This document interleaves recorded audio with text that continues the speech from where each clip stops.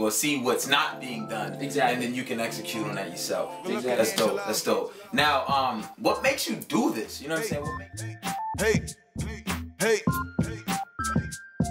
hey, hey, hey. Yo, what's going on, everybody? It's your boy Reese. Here we are in the museum again. This time in the museum, my guy Kev of Samaritans Steps. What's going on with you, brother? I'm doing well. How about yourself, man? I'm doing good, man. Doing good, man. Good to see you here. Yeah, absolutely glad to be here. That's what's up. How you feeling? Feeling great. I mean, I'm excited to be here after seeing, like, you know, Winsky talk about it before and all that stuff. So that's what's up. Happy to see this. You've been watching the show, things like that? Of course. That's what's up, man. Been too lazy to take a picture. Although it's all right. Cash, it's all right. It's all right. But we got the giveaways now, so you know you can definitely still repost pictures, and you know we have the potential to win something. Absolutely, I'll definitely look into that. Yeah, definitely. You're an entrepreneur, man. Talk to me about that. What you got going on? What is Samaritans Steps? How did that come about? What is it? So as far as being an entrepreneur, like I always been one, like, you know, growing up shoveling snow, selling candy in high school for money, like, you know, always selling dope. I'm like, for real? Nah, I can't afford that. Kidding me. My dad would whoop my ass. But yeah, I always wanted to, you know, go into business for myself and do something that makes a difference. And in college last year, being a senior, I talked to my department chair to let me work on starting my own internship. So I wanted to start a nonprofit to help homeless youth and a few other things as well, and it just grew. So Samaritans Steps is inspired by the story of the Good Samaritan, and there's a lot of things I like in that story that I want to bring out, like the fact that he helped the dude and didn't have to brag about it. The fact that, you know, he just helped someone he didn't know and just got him out of that dangerous situation, didn't have to ask questions, didn't have to check his credentials, just took the man from a dangerous situation and just helped him out, and just want to, you know, take that love, that compassion and bring it into an organization and do some of the stuff that some other organizations in the city don't do right and do it right. That's what's up. That's what's up. So you have the opportunity to see the mistake or see what's not being done, and then you can execute on that yourself. That's dope. That's dope. Now, what makes you do this? You know what I'm saying? What makes you do what you do? Because, like we just said, like there aren't that many organizations like in the city that are doing what you're doing. So, you know, what was the drive? You know, so where's it coming from? You know, I think it's my love of God, my love of my city, my love of people, my love of justice, and just personal experience. So it's like. That's deep. Yeah, it's like three different. So Samaritans Steps is like three different parts. It's I want to provide shelter and services for homeless youth. I want to provide a book scholarship for high school seniors in the Boston area who have crappy GPAs but have a lot of potential. Like I was one of them, and there's nothing for them. You know, their parents tell them apply for scholarships, apply for scholarships. It's nothing you can get when your GPA isn't even a 2.5. Exactly. Yeah. So I want to even with a 2.5, it's difficult. Yeah. And so I want to at least be able to have something for them so they can afford their books and you know, do well and exceed that way, because people don't see that potential they have. And the third part I want to do is create a program or something to connect returning veterans with mental illness assisted programs and services, like conventional and unconventional services to help them through their mental illness, because unfortunately people just give them pills and send them on their way. And then they talk about veterans killing themselves or killing other people, but they're actually killing them themselves. Exactly, and that's the wrong time to have that conversation. We need to be more proactive, especially before it happens. That's real. That's real. You definitely on your humanitarian path, man. Like you definitely do your thing, Cam. No bull, no bull. And I definitely respect that, man. You know, and the fact that, how old are you, first of all? 23. 23. Yeah. 23, and you're speaking with such innovation, man. That's tough. That's tough, man. You doing your thing, boss. Thank you. All right, now, so what are some of the projects that you've been involved in? Some of the people that who've helped you out as well. Okay. So as far as general projects, so I do a lot of advocacy stuff for the homeless and a lot of stuff in that community. So I'm speaking at the State House, writing articles, and I'm one of the advocacy co-leaders for Harvard's Youth Shelter right now. So I'm definitely involved in this area, especially when it's something I'm passionate about. And as far as projects for the organization specifically, we've had a fundraiser at Daryl's Bar and Grill. Did great stuff for that, and really excited. Some good food in there. Oh yeah, exactly. Had to write him a thank you note. Yeah.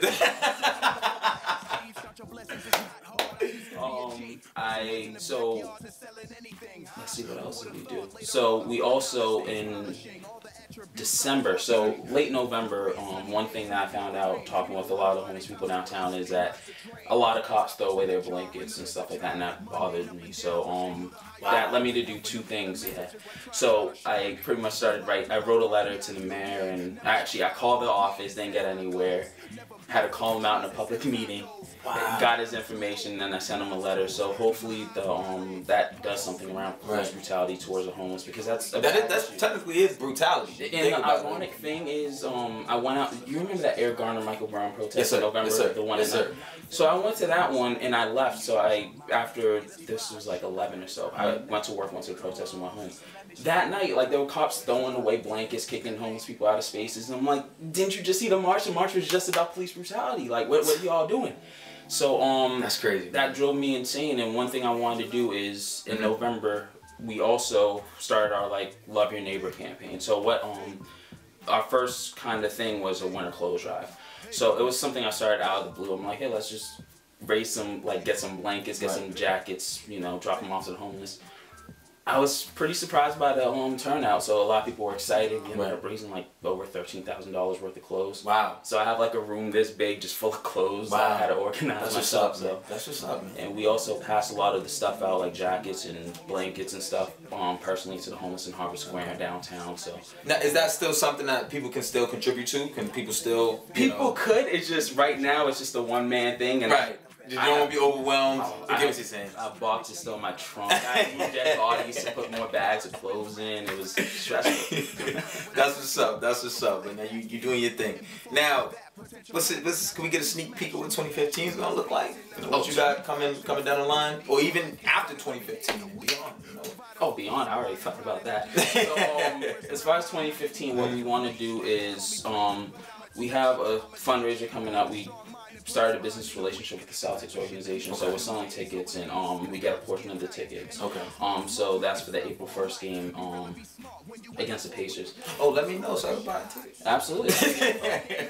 So there's that coming up soon. We have I'm trying to get the work done on the poster campaign. Okay. So one thing I used to do, or I still do on Instagram, is just going around the city, I talk to homeless individuals. I take their picture and I ask them what's one thing they would like to tell people who aren't homeless about being homeless, and more so in an attempt to humanize the homeless, because most people don't even stop to even get their name. Exactly. So it's just trying to get people to realize that these are just average people, just like average people. So the whole hashtag is Voices of Boston's Homeless. So what I want to do in May is... Say it one more time, what's the hashtag? Voices of Boston's Homeless.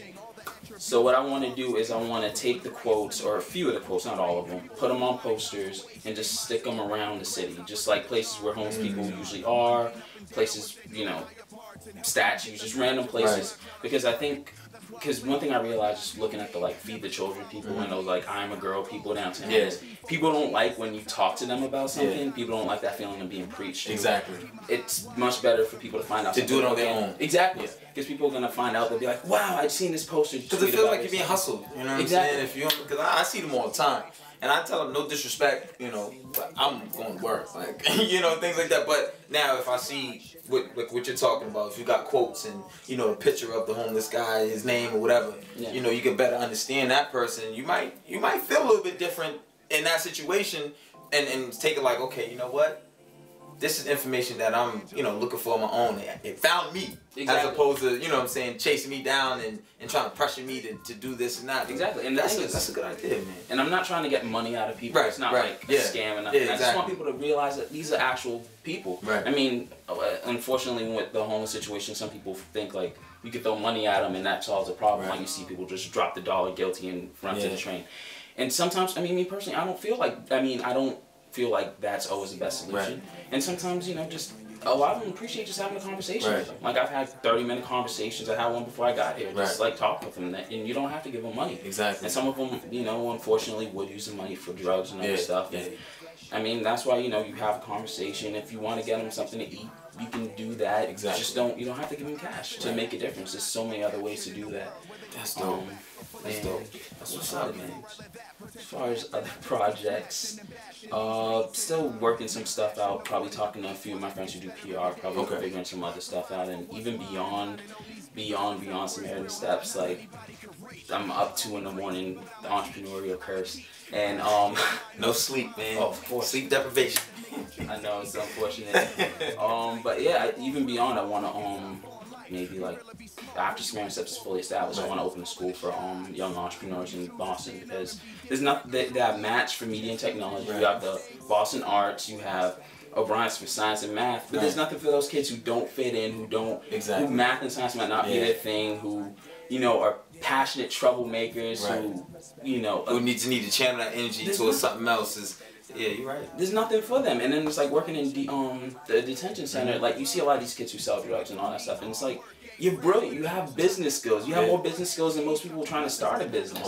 And it's like if you were to focus that into something else, you'd be killing it. You'd be crazy. Fortune 500 material, just like stuck on some street nonsense. But it's just trying to get them to think outside the box and pull that potential out of them that I know they have. So that's beyond like decade after something after. So that's the future. That's what's up, man. Really respect that, man. Now, how can people find, how can people find where to continue to follow up with your organization? Sure. Future dates or events, like when you did your clothing drive, things like that. How can people contact you and reach out to you? So I'm still working on the website now, but the website's there, but I still need to add content to make it a lot more like official. But you can go to SamaritanSteps.com, and you can also go to like Facebook.com/SamaritanSteps. That's up. Our Twitter page is up, although I think the issue with me and Twitter is like I'm comfortable with tweeting from my page, and just tweeting from another page too. It's just trying to hit that balance and not trying to like play it safe. I get what you're saying. I get what you're saying. We have the Facebook page, the Twitter page. It's all Samaritans Steps, and the website SamaritanSteps.com. The IG? You have IG as well? Not yet. I'm pretty much using my own personal. Okay. But besides that, the hashtag one more time so everybody can, do that and hashtag whatever they post. Things like that. What's the hashtag? Voices of Boston's Homeless. So there's Voices that. Of Boston's Homeless. You can find out you can see my page through that, and we can go from there. That's what's up. But yo, it's definitely a pleasure. Absolutely. In the building it's an honor to be here. No, it's definitely a pleasure to have you here. I learned something new. I definitely think a little bit different about homeless people and people who are less fortunate. But yo, it's definitely a pleasure having you here. It's your boy Reese, Kev, Samaritans Steps. That's what we do, man, the museum. I see life in a different perspective. When you use your mind, that's when you see progression. No better time than now to build. So let me show you how I did. I see life in a different... Hey.